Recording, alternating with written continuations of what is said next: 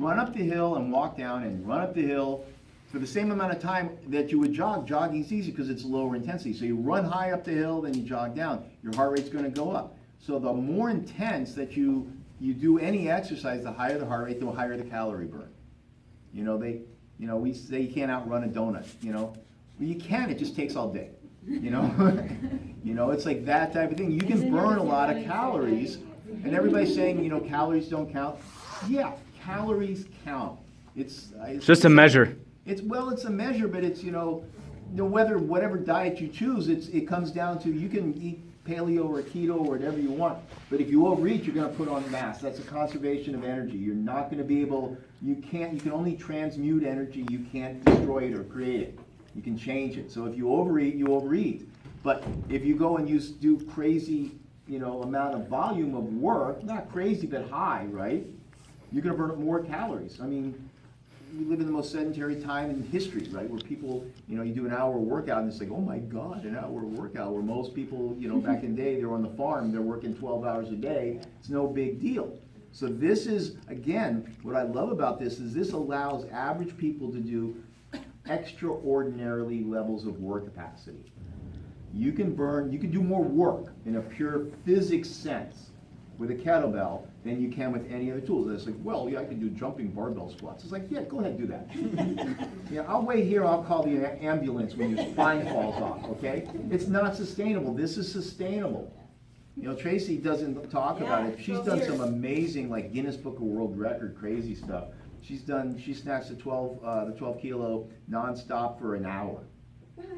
Yeah, 1,200 reps. Because she did 1,000, and some guy said, well, I did 1,200. She says, okay, I'll do 1,200. So she did 1,200. And she did 12, and then the guy who was a large male was using the 16. She's done, just crazy 500, two-handed swings with, 24 kilo belt.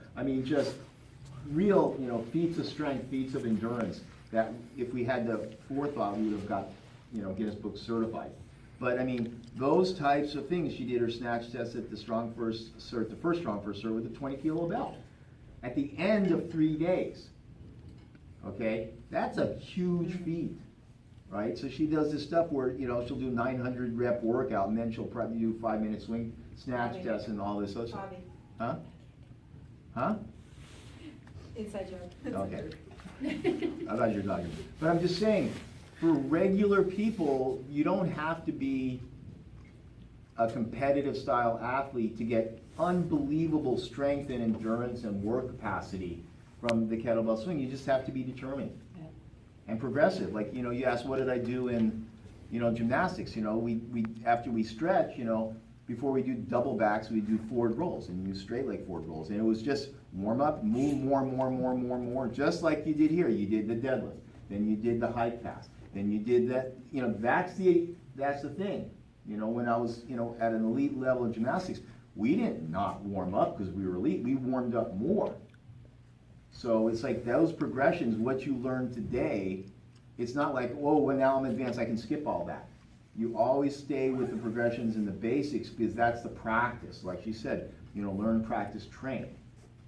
If you never train, then you're always practicing, so that's great, but at some point you gotta, actually push yourself because people want to, right? Everyone wants to sweat. So ideally, should you start your training sessions with the same series of progressions? Like I do. Yeah. Until you feel they're I like, don't go through the progressions anymore, but.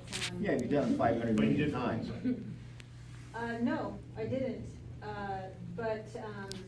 And the reason is because I have 30 minutes, and Luca was asking me what I do for a warm-up for my class, and I'm like, 3, 2, 1, let's go, swing.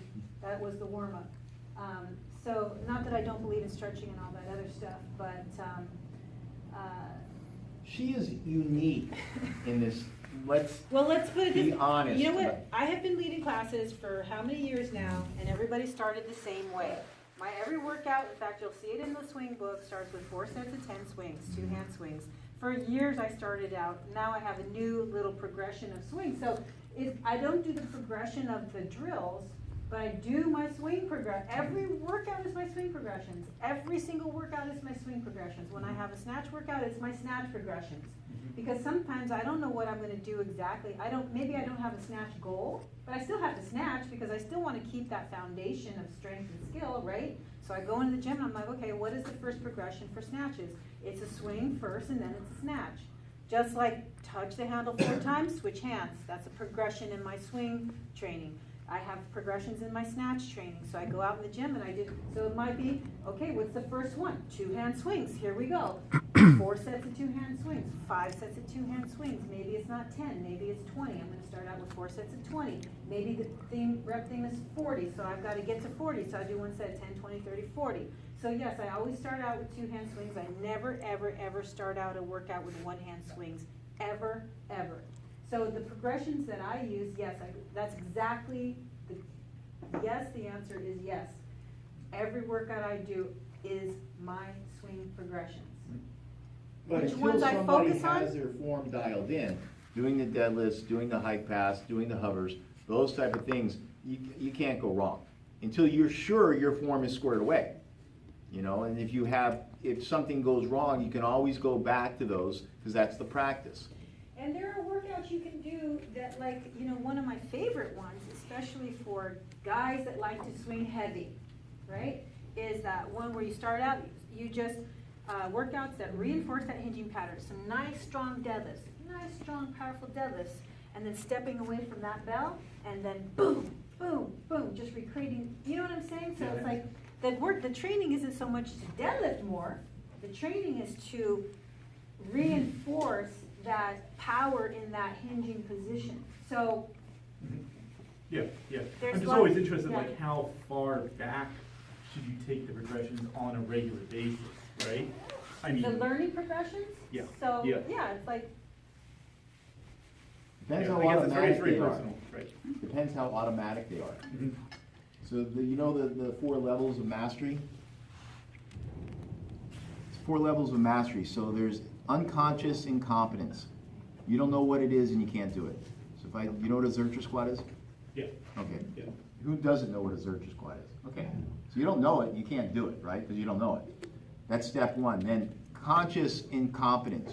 If I tell you it's a barbell squat, it's a squat holding the barbell and the crook your elbows. Now you know what it is. It's conscious, but you can't do it. 3rd level, conscious competence. I'll show you how to do it. Oh, you can do it, but you're going to have to think about everything. It's conscious, and you can do it.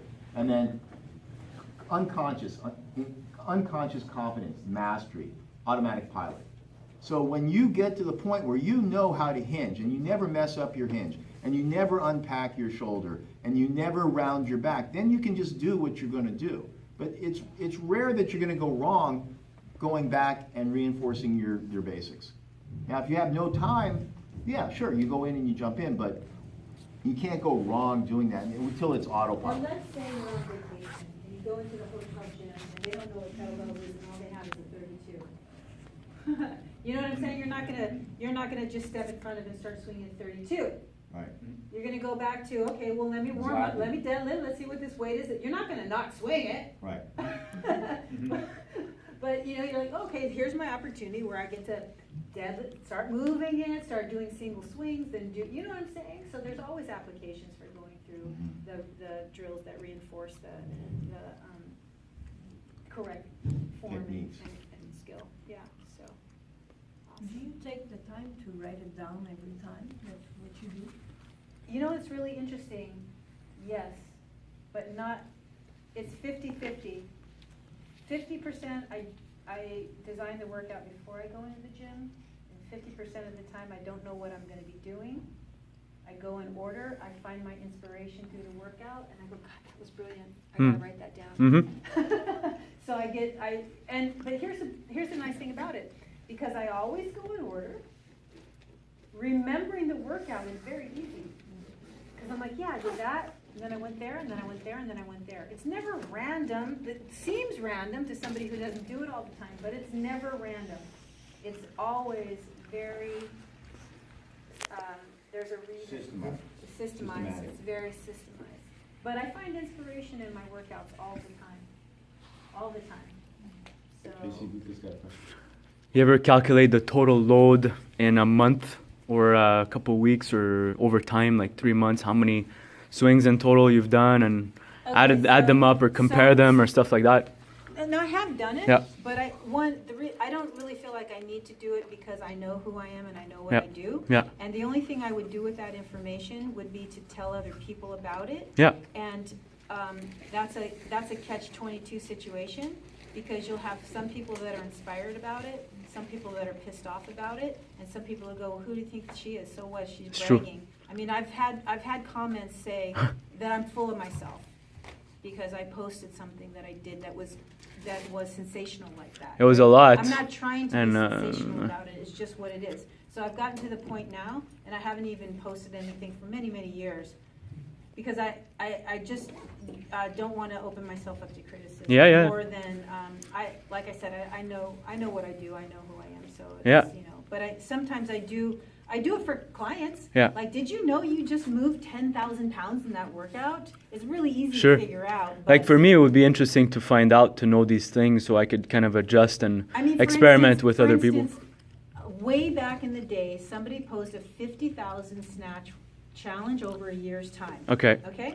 You've got 2 weeks. I did that in less than half the time. All right? Because you know why? I didn't even have to try, because Yeah. it's part of my workout. Yeah. She I didn't do it. adjust her I do training it to before it she was just even a counted what she's already challenge. doing. Like, for instance, the 10,000 swing Took me a challenge. year. The 10,000 swings in 1 month. That's not even my It's a regular week. training. Yeah, Mike, the 10,000 every swing single- challenge, I always have to resist saying like, okay, Tracy does that in 2 weeks, Yeah. regularly without training for it. It's just normal workload. Yeah. You know, that's like a marathon runner. They go out for a 10-mile run as a warm-up, and somebody says, I just ran a marathon. Oh, what a challenge. And he's like, oh, I just did that before breakfast this morning. It's not a It's bragging. relative. It's not anything about bragging. It's Yeah. just, It's all relative. it's all relative. Yeah. So, I, on the other hand, calculate my calories every week. I know. I know. It's just what I do. we want to get a group shot before Yep. everybody. Yeah, for sure. Down like